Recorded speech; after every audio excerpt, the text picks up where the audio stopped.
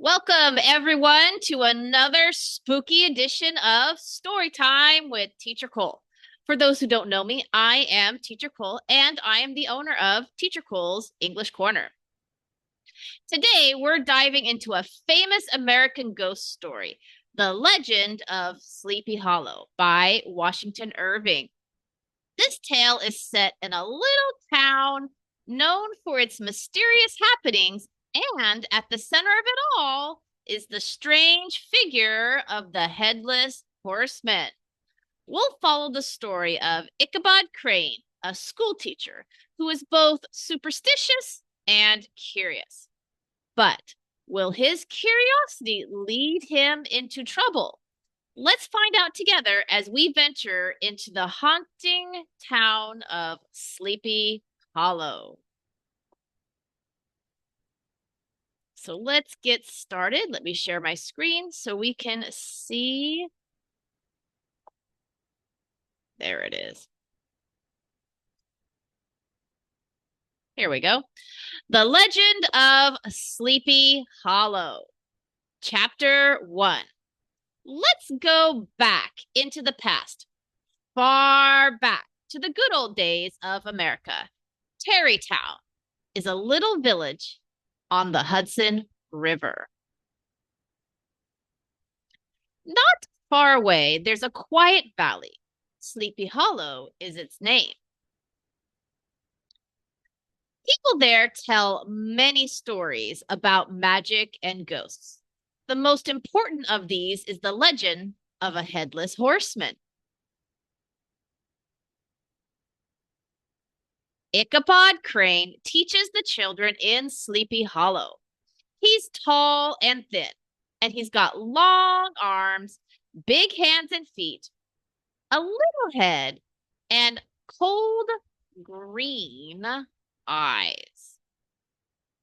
The students in his school usually work well, but when they don't, he hits them with a big stick. Oh, he doesn't sound very nice, does he? After school, he walks some of the younger schoolboys home. He likes seeing their beautiful older sisters and meeting their mothers and getting nice things to eat.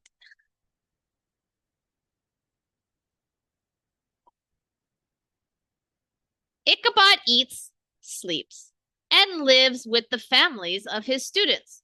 After a week in one house, he puts all his things into a little bag and moves to the next family.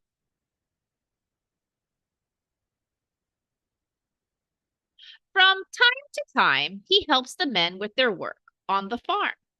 He always looks for easy things to do here and there.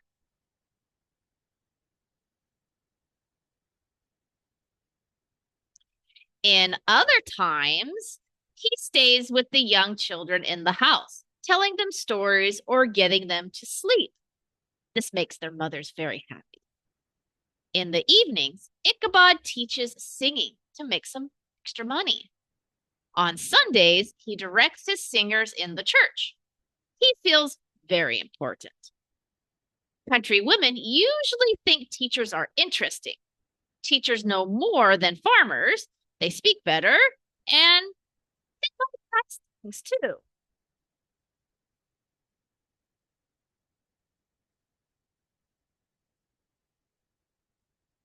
Ichabod can talk to young women very easily. The farmers' sons watch and listen, but they are afraid to speak in front of him. Hmm.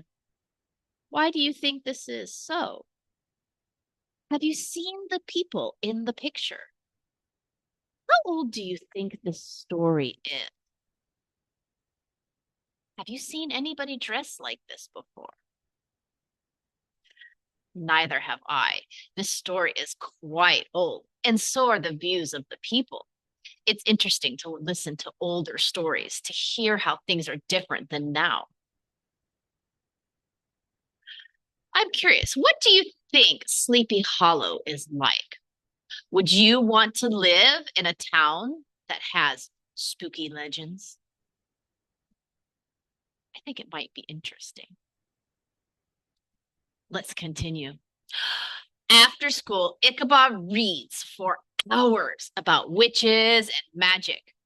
Before he knows it, it's nighttime and he can't see his book any longer. When he walks home, all the little noises in the night make him feel afraid. Then he begins to sing, and this makes him feel brave again. Why do you think singing would make him feel brave? Maybe because he doesn't feel so alone? I don't know. Ichabod likes to listen to the old women of the village when they tell ghost stories, stories of ghosts and haunted houses. He loves the legend of the Headless Horseman. Why do you think Ichabod is so fascinated with ghost stories? Why are they so interesting? Because ghost stories are exciting when he's sitting in a nice warm room, but they're frightening when he's walking home later on a cold, dark night. He often thinks that he hears the headless horseman not far behind him. Do you hear him? Chapter 2. In the day, Ichabod forgets about ghosts and witches. The only thing he thinks about is Katrina Van Tassel. He's under her spell. The Van Tassels have the biggest farm in the valley. When Ichabod walks past, he always stops to look at its fields and its farmhouse. Who gets all this? When her father, Baltus, passes away, dies. Katrina, of course. Katrina is Baltus Van Tassel's beautiful young daughter.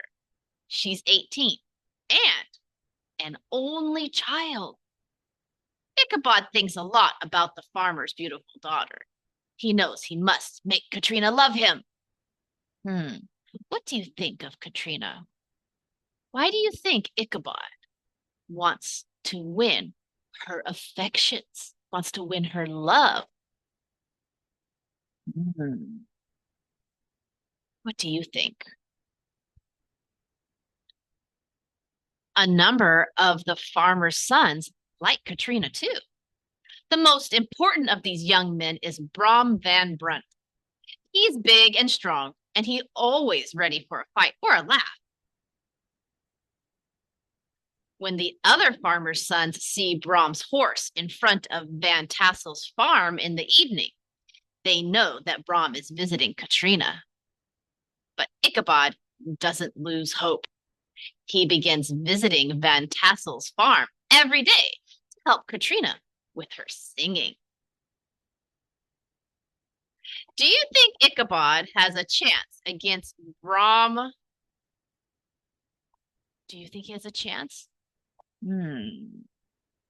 Let's find out. In the late afternoon, Baltus smokes his pipe happily, and Katrina and Ichabod walk under the trees. Brom watches angrily, but nobody sees him. Do you see? Brom and his friends begin to play tricks on Ichabod. When Ichabod teaches Katrina to sing, Brom teaches his dog to howl.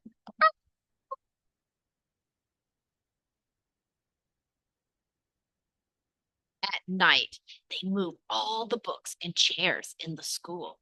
In the morning, Ichabod arrives. Look at Ichabod's face. He begins to think all the witches in the county meet in his school after nightfall.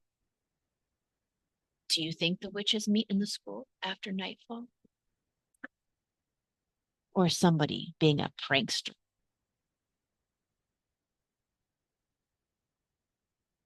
One afternoon, Baltus Van Tassel's servant arrives at the school door.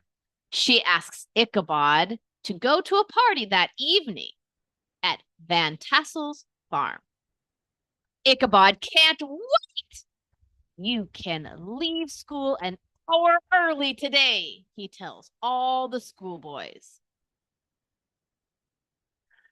He runs back to his room and puts on his best suit, his best black suit. He borrows a tired old horse for the night.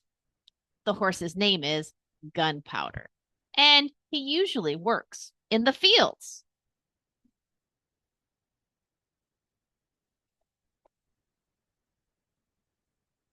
Chapter 3. It is early evening when Ichabod arrives at Van Tassel's farmhouse. All the farmers from the neighborhood are at the party with their families. Wow, look at this grand party. When Brom arrives, everyone is happy to see him. Not Ichabod, of course. Brom's horse is big and strong. His name is Daredevil, and only Brom can ride him.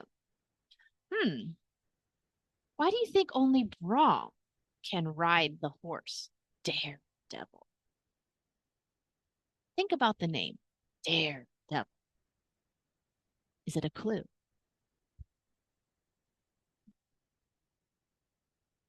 Ichabod feels happy when he sees all the good things to eat and drink in the farmhouse. Then he sees Katrina talking with Brom, and he feels angry again. Someone begins playing music in the next room. Ichabod knows Katrina loves to dance. He smiles when he remembers Brom can't dance. Why does this make Ichabod smile? What do you think? Let's find out. Ichabod knows he sings well, and he also dances wonderfully. When the dancing finishes, people begin to talk about the ghosts in a sleepy hollow. Brom tells the most exciting story. Some nights when I ride through the village, the Headless Horseman follows me, he says. Why do you think the townspeople enjoy telling ghost stories so much? Do you believe in local legends and ghost stories where you live?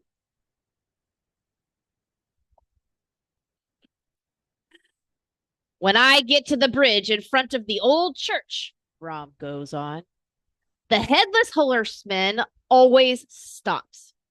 His horse can't step onto the bridge, and the rider and the horse disappear in a flash of fire. Wow. Could you imagine a headless horseman on a horse disappearing in a big blaze of fire? That would be amazing and quite scary, I think, maybe frightening. So, party is over and everybody begins to leave. Before Ichabod goes, he tells Katrina about his feelings for her, his love for her. But something goes badly wrong. As soon as Ichabod leaves Van Tassel's farmhouse,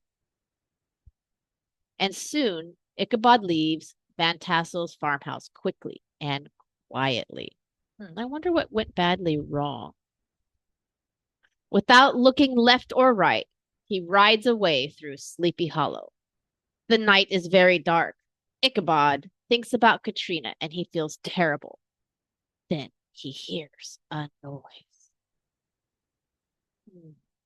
How would you feel if you were in Ichabod's place, riding alone in the dark, with all these spooky stories in your head, and hearing all the noises in the dark? What do you think? How would you feel? Might you be frightened? I think it would be a little spooky. Ichabod, he looks over his shoulder and sees something big, black, and frightening in the dark behind him. He's very afraid. At first, he can't speak. In the end, he says weakly, Who Who are you? Oh no. Do you think Ichabod is imagining things? Or is there really somebody there? Maybe a headless horseman? What do you think? The figure doesn't answer. Oh, there is somebody. Or is he imagining it? Then, chapter 4. Then Ichabod slaps Gunpowder on the back, and the old horse gallops away. The ghost follows them on his big black horse. What do you do?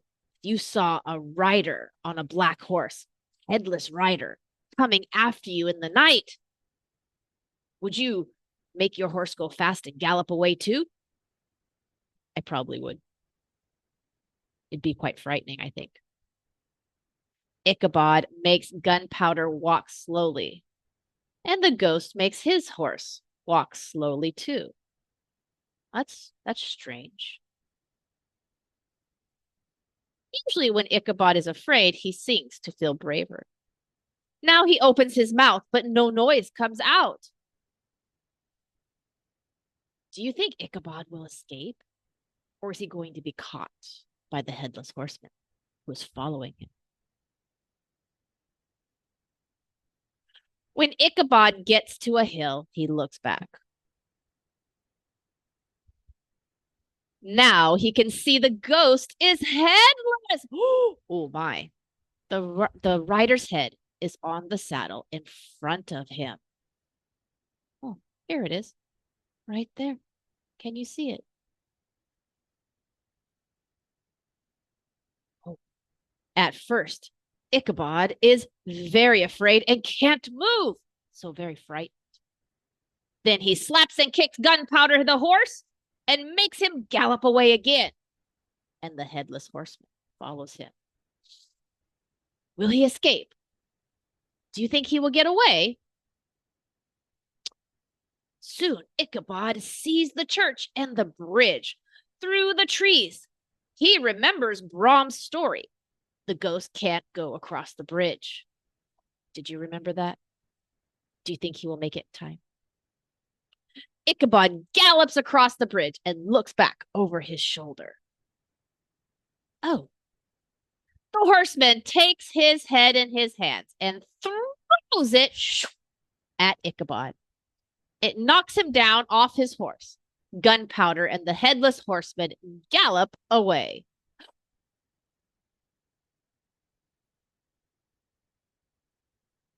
Oi.